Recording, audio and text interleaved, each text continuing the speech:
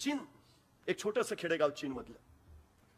Jack मा नावाचा एक छोटासा मुलगा, आई वडील पारंपरिक गाणी म्हणायचे कार्यक्रम करायचे. आई वडिलांना वाटायचं की या छोट्या जॅकनं सुद्धा, अर्थात त्याचं नाव खरं जॅक नव्हतं, त्याचं नाव होतं मा यू. आता ते चिनी नाव आहे, मा यू. आई वडिलांना वाटायचं त्यांनी गाणं, म्हणजे गवयाचं पोर गवईच असतं, तसं त्यांना वाटायचं की आपलं पोरगही गोडगाड्याचं असेल. पण ह्या पोराचा नाद वेगळाच. त्याला नवीन नवीन कल्पना, नवं काहीतरी उर्मी, सारखं काहीतरी वेगळं शोधत असायचं. नेमके एकदा रस्त्यानं चालता चालता त्याच्या पुढे दोन गोरी विदेशी माणसं चाललेली, आणि त्यांची जी भाषा होती ती ना मागं मागं चालता चालता ऐकली. आणि हे एवढंसं पोरग ती भाषा ऐकत ऐकत त्यांच्या मागं गेलं, विमानतळावर पोहोचलं. घरचे शोधून दमले, कुठं गेलंय? तर हे ते भाषा काय वेगळी काय ऐकत ऐकत त्यांच्या मागं कसा बसा शोधून काढला. पण त्या भाषेनं त्याला वेड लावलं. मग ती भाषा कुठली, नंतर त्याला कळालं की याला इंग्रजी भाषा म्हणायची. मग त्याला छंदच लागला इंग्रजी ऐकायचा. ही भाषा, आता चीनमध्ये कोण इंग्रजी बोलत नाही, त्यांची चीनी भाषाच बोलली जाते. इंग्रजीची गरजही पडत नाही, शाळेत इंग्रजी नावाचा विषयही नाही, त्यामुळे शिकण्याचा प्रश्नच नाही. हा, जे काही पर्यटक विदेशी लोक चीनमध्ये येतात तेवढीच फक्त इंग्रजी बोलतात, बाकी चीनमध्ये इंग्रजीचा संबंध नाही. अशा चीनमध्ये या पोराला मात्र वाटतंय आपल्याला इंग्रजी आलं पाहिजे. कल्पना किती नवीन आहे. अख्खं देश एका बाजूला, जगातल्या 100-200 कोटी लोकांना अजिबात इंग्रजीची गरज नाही, आणि त्या 200 कोटीत हा हिरा जन्माला आलाय. गरज नसलेली भाषा शिकली पाहिजे. हे काय करायचं इंग्रजी ऐकायला शिकायला?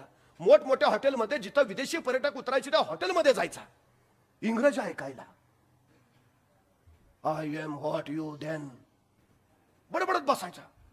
हॉटेलमध्ये फरशी पुसायचं काम केलं का? या माणसांचं इंग्रजी कानावर पडावं. ध्यास किती आहे बघा. पण शिकायचे, नवी भाषा आहे ना, आपण शिकूया. गरज आहे का? शिकून काय उपयोग आहे का? तो विचारही नाही. नवं काहीतरी शिकायचंय, बस तो इंग्रजीच्याच मागं लागला.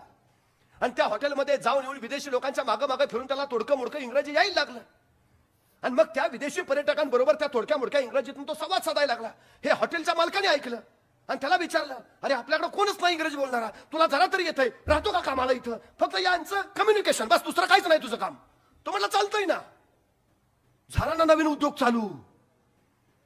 आता ते सांगायला लागला, दुभाषाचं काम करायला लागला. या दुभाषाचं काम करता करता तो इंग्रजीत पारंगत झाला.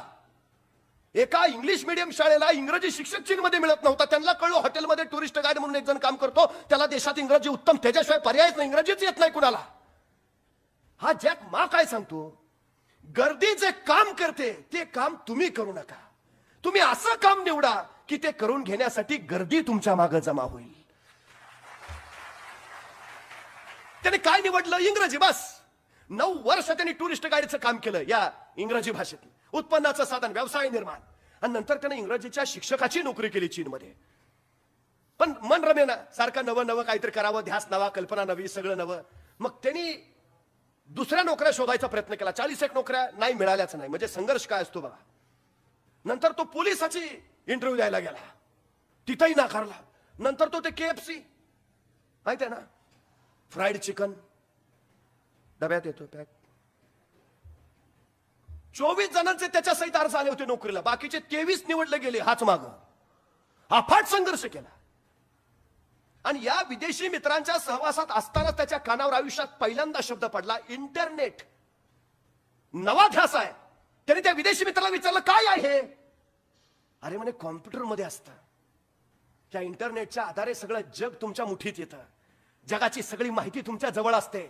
माहितीचं भांडार सगळं सोबत असतं. त्याची जिज्ञासा चालवली. नवा प्रांत आहे, नवा क्षेत्र आहे, नवी कल्पना आहे. तो म्हणला, मला इंटरनेट शिकायचंय. इथं नाही शिकता येत बाबा, अमेरिकेला जावं लागेल. हे मला अमेरिकेला यायचं आहे. या गाईड म्हणून काम करताना त्याला विदेशी काय मित्र मिळाले. त्या मित्रांनी मग त्याची ही जबाबदारी उचलली. त्या विदेशी एका मित्रांनीच, म्हणजे याच्या मा यूचं नाव त्याला म्हणा, त्या इंग्रजी माणसाला ते मा यूच म्हणा यायचं नाही, म्हणून त्यानं त्याचं नाव जॅक ठेवलं. म्हणला, तू मा यू नाही, तू जॅक मा, म्हणून त्याचं नाव बदललं जॅक मा. या विदेशी मित्रांच्या सहकार्याने तो अमेरिकेला पोहोचला. वयाच्या 32व्या वर्षी त्यांनी पहिल्यांदा इंटरनेट चालवलं आणि बघितलं. इंटरनेटवर बसल्यावर त्यांनी सर्च इंजिन मध्ये पहिला शब्द टाकला, चीन. पण खाली काय माहितीच येईना. मग त्यांनी चीनचे वेगवेगळे विषय टाकले, पण माहितीच नाही. तीच त्याच्या मित्रांनी ब्रिटनचा शब्द टाकला तर ब्रिटनची सगळी माहिती यायची, इतर देशांची माहिती यायची, पण चीनची नाही. त्याच्या लक्षात आलं, टेक्नॉलॉजीच्या बाबतीत आपला देश खूप माग आहे. आपल्या चीनची काहीही माहिती इंटरनेटवर नाही. त्या दिवशी त्याला नवं कार्यक्षेत्र गवसलं आणि आयुष्यात पहिल्यांदा वयाच्या 32व्या वर्षी त्यांनी पहिला कॉम्प्युटर विकत घेतला आणि या इंटरनेट विश्वात तो घुसला. त्यांनी पहिली वेबसाईट आपल्या मित्रांच्या साहाय्याने बनवली जी फक्त चीनची माहिती देणारी होती. ती वेबसाईट प्रकाशित झाली आणि असंख्य लोकांचे ईमेल त्याला आले आणि इंटरनेटच्या सामर्थ्याची कल्पना मग या जॅक माला लागली आणि मग त्यानं नवीन उद्योग चालू केला. नवी वाट, नवा प्रवास. वेबसाईट तयार करून देणारी कंपनी त्यांनी सुरू केली. नवं क्षेत्र होतं, स्पर्धक कोणीच नव्हता आणि बघता बघता या क्षेत्रामध्ये त्यांनी गगन भरारी घेतली. गाईड म्हणून काम करणारा पोऱ्या इंटरनेट विश्वाचा गाईड झाला आणि त्यांनी वेबसाईट बनवणारी कंपनी तयार केली. अफाट पैसा. जगात 240 राष्ट्रांमध्ये त्याच्या कंपन्या उभा राहिल्या आणि या सगळ्या कंपन्यांचा एक ग्रुप बनवावा आणि त्या ग्रुपला काहीतरी नाव द्यावं असं त्याच्या मनात आलं. पण तुमची विचार करण्याची क्षमता संकुचित आहे का व्यापक आहे त्याच्यावरही तुमचं यश छोटं असणार की मोठं असणार ते ठरतं. आता नाव कंपनीला द्यायचं आहे. आपण काय विचार केला असता, हा मग कुलदेवतेचं देऊ ना. नाही, माझी श्रद्धा आहे, जरूर असली पाहिजे, हरकत नाही. पण जॅक मा स्वतःच्या राज्यापुरता विचार करत नव्हता, स्वतःच्या चीन पुरता विचार करत नव्हता. माझी कंपनी जगाच्या कानाकोपऱ्यात पोहोचली पाहिजे. म्हणजे काम सुरू करताना ध्येय केवढं मोठं आहे, जगभर पसरायचंय मला. मग पहिली गोष्ट करताना मी नाव छोटं का देऊ? कारण माझं श्रद्धास्थान माझ्या पुरतं ना. ते इराणमध्ये माहिती आहे कुणाला? जपानमध्ये माहिती आहे? मी माझं ना, माझं आपलंच देऊ ना, त्यात काय. आपण शून्यातनं विश्व उभा केलाय. नितीन इंडस्ट्रीज, काय हरकत आहे? अरे तुला कोण ओळखतो बाहेर? नाव असं पाहिजे की लोकांना कळायला पाहिजे तुम्ही काय करताय. मग कंपनी करताना त्यांनी विचार जगाचा समोर ठेवला. मग नाव स्वतःला वाटेल ते नाही, त्यांनी जगभर प्रवास केला. कशाला? माझ्या कंपनीचं नाव काय असावं याचा शोध घ्यायला. बघा, कंपनी काय तयार करते, काय करायचं हे सगळं वेगळं, नाव आधी महत्वाचं. अमेरिकेच्या एका रेस्टॉरंटमध्ये बसला होता आणि तिथल्या वेटरला त्यांनी विचारलं, तुला अलिबाबा माहिती आहे का? तसा वेटर म्हटला, ते खुलजा सिमसिमवाला माहिती आहे ना. आणि त्याला पटलं, आपल्या मनात जे नाव आहे ते अमेरिकेला माहिती आहे. तो भारतामध्ये आला. इथल्या हॉटेलमधल्या काही लोकांना त्याने विचारलं, अलिबाबा माहितीये का? हा, तो 40 चोरवाला माहिती आहे ना. तो पाकिस्तानमध्ये गेला. तिथल्या लोकांना विचारलं, अलिबाबा माहितीये का? हा, ते गुहेत जातो, ते खुलजा सिमसिम, ते कासम बिसम माहित आहे. अलिबाबा उत्तम. बरं त्याच्याकडे काय आहे? गुहा आहे. त्या गुहेत काय आहे? तर अपार रत्न भंडार आहे, अपार संपत्ती आहे, अपार सगळं आहे. बस खुलजा सिमसिम म्हणावं, आत जावं आणि जे हवं तेवढं सगळं घेऊन यावं. तो म्हटला, माझी कंपनी सुद्धा अशीच आहे. माझ्या कंपनीत लोकांनी यावं, खुलजा सिमसिम म्हणावं आणि त्याला जे हवं ते त्यांनी घेऊन जावं. म्हणून माझ्या कंपनीचं नाव असेल अलिबाबा.